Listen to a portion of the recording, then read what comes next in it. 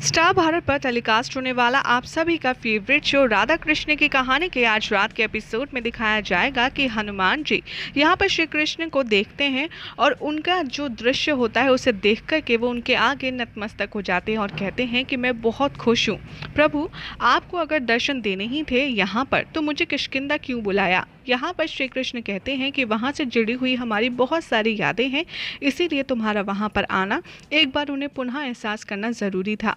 यहाँ पर हनुमान जी कहते हैं कि प्रभु, आप बहुत ही ज़्यादा दयालु हैं, आप अपने भक्तों की सदा सहायता करते हैं, लेकिन यहाँ तो सब भक्त कुछ और ही मतलब निकालते हैं मेरी भक्ति का। कृष्ण कहते हैं कि इसलिए मैंने तुम्हें यहाँ पर बुलाया है हनुमान।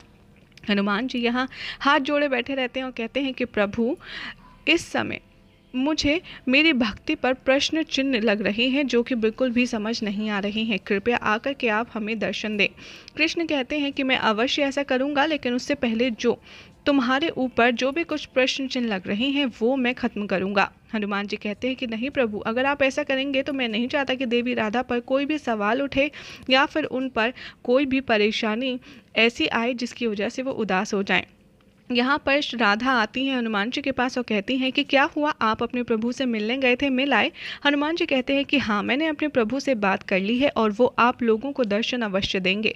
राधा ये सुनकर हैरान होती है और कहती हैं कि मैं आपसे बस यही बताना चाहती हूँ जिसके लिए मैं यहाँ पर आए हूँ कि जब से मेरा जन्म हुआ है तब से मेरे सब कुछ श्री कृष्ण ही हैं, मेरा कृष्ण को ही सब कुछ समर्पित है और मेरे रोम रोम में सिर्फ और सिर्फ कृष्ण ही बसे हुए हैं और मैं उनसे दूर नहीं रहने सकती और ना ही मैं उनसे दूर रहने के बारे में सोच सकती हूँ।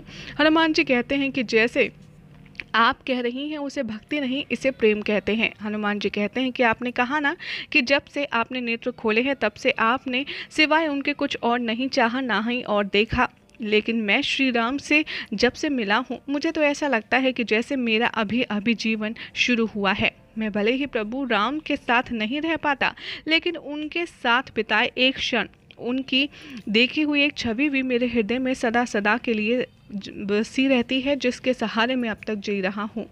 मैंने युगों युगों का विरह सहा है केवल प्रभु के एक दर्शन पाने के लिए। तो क्या आप ऐसा कर सकती हैं। राधा ये बात सुनकर परेशान हो जाती हैं और कहती हैं कि नहीं, मैं कृष्ण से एक पल भी दूर नहीं रह सकती, मैं ऐसा नहीं कर सकती। इसीलिए मैंने देवी सरस्वती से ये वरदान मांगा था कि श्री कृष्ण की जब मृत्यु हो उससे पहले मेरी मृत्यु हो जाए। अगर आप इतने आसक्त हैं अपने प्रभु की भक्ति में जैसा कि आप कह रही हैं श्री हनुमान, तो आप भला उनके साथ ही क्यों नहीं चले गए, आप अब तक जीवित क्यों हैं। हनुमान जी राधा को समझाते हैं और कहते हैं कि मैं ऐसा नहीं कर सकता, क्योंकि मैं प्रभु की जो छवि है मनुष्य योनि से मिटने नहीं दे सकता, इसीलिए मैं वहाँ पर नहीं गया। यहाँ पर श्री कृष्ण की ओर देखते हुए हनुमान जी हाथ जोड़ते हैं और कहते हैं कि अभी मैंने जो कुछ बोला है वो मेरी नहीं, मेरे प्रभु की आवाज़ थी और मेरे हृदय से निकली थी।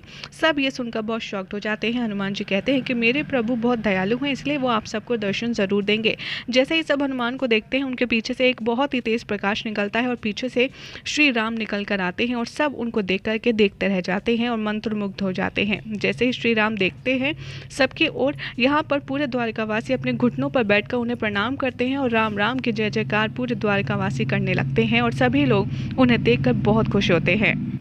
ये पूरा दृश्य देखकर राधा को समझ आता है कि उन्होंने हनुमान जी को गलत ही चेतावनी दे दी थी। यहाँ पर राधा कहती है, हनुमान जी मुझे बहुत बड़ी गलती हो गई है, मैंने आपसे अस्पर्धा रखी कि और आपकी भक्ति को चुनौती दी। आज मेरा भ्रम टूट गया है, भले ही मेरा प्रेम महान है लेकिन आपकी भक्ति के आगे कोई कुछ नहीं है। मेरा यही मानना था कि मैं सर्वथा कृष्ण के भक्ति में सर्वश्रेष्ठ हूँ, लेकिन आज मेरा भ्रम टूट गया है और आप सर्वश्रेष्ठ भक्त हैं, आपके जैसा कोई नहीं हो सकता। और सब जय जयकार करने लगते हैं, जिसे देखकर राधा उदास होकर के वहाँ से चली जाती हैं, यमुना तट पर बैठकर रोने लगती हैं। पीछे पीछे हनुमान जी आते हैं और कहते हैं कि मैं आपकी उदासी का कारण जानता हूँ, मुझे क्षमा कर दीजिए। राधा कहती हैं कि नहीं नहीं हनुमान जी, आपने तो मुझसे भक्ति का सही पाठ, उन भक्ति का सही मतलब समझाया है। भले ही कृष्ण के प्रेम में मैं अंधी हूँ, लेकिन आपकी भक्ति में सबके सामने सिद्ध कर लूँ, इससे मुझे कोई आपत्ति नहीं है। मैंने तो अपना जीवन बर्बाद कर दिया है। मैंने कृष्ण के लिए कभी कुछ ऐसा महसूस नहीं किया जैसा कि आप अपने प्रभु राम के लिए करते हैं। मुझे तो मृत्यु को ही प्राप्त हो जाना चाहिए। ये कहकर वो वहाँ से चली जाती हैं। हनुमान जी कहते हैं कि ऐसा मत कहिए, ना ही आप ऐसा बोलिए। और यहाँ पर श्री राधा को जाते जाते देख यहाँ पर कहते हैं हनुमान कि ऐसा क्यों प्रतीत होता है कि जितना प्यार जानकी माता मेरे प्रभु राम से करती थी, उतना ही प्यार श्री राधा अपने श्री कृष्ण से करती हैं। कहीं ऐसा तो नहीं यही मेरी जानकी माता हो? अगर ऐसा है तो अब मेरे हाथों तो बहुत बड़ा अनर्थ हो गया है, क्योंकि मैंने भूल में ना जाने इनसे क्या कुछ कह दिया। और कहीं ऐसा तो नहीं हमेशा गुस्से में बात करने वाले कृष्ण के अनुज यानी कि बलराम, वो मेरे प्रभु राम के अनुज यानी कि लक्ष्मण हो और मैं उन्हें पहचान नहीं पा रहा हूँ। अब एक तरफ तो मैंने अपने प्रभु राम को खोज लिया है, लेकिन मुझे जल्द से जल्द अब जानकी माता और बलराम के जैसे दिखने वाले लक्ष्मण को ढूंढना होगा, तभी मेरी खोज पूरी होगी। यही हो जाएगा आज रात के एपिसोड का एंड, जिसके बाद कल क्या होगा आपको बताएंगे नेक्स्ट रिपोर्ट में।